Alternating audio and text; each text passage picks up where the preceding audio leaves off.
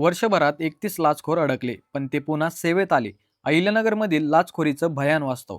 मंडळी, अहिल्यानगरमध्ये गेल्या वर्षभरात तब्बल 31 लाचखोर अधिकारी रंगेहात पकडले गेले. पण धक्का बसतो तो पुढच्या गोष्टींचा.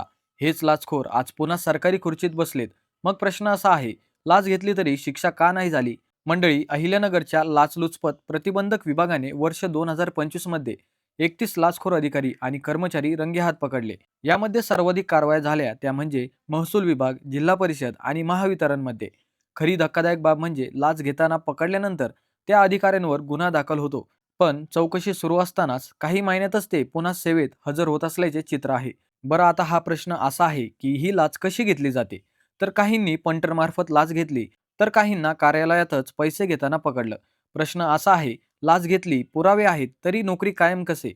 मंडळी, समस्या फक्त लाच घेणाऱ्यांची नाही, तर त्यांना वाचवणाऱ्या सिस्टमची आहे.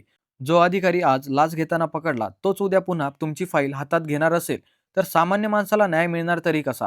मंडळी, तुमचं मत काय आहे? लाचखोरांना थेट बडतर्फी व्हायला हवी का, की सध्याची व्यवस्थाच पुरेशी आहे? कॉमेंटमध्ये व्यक्त व्हा.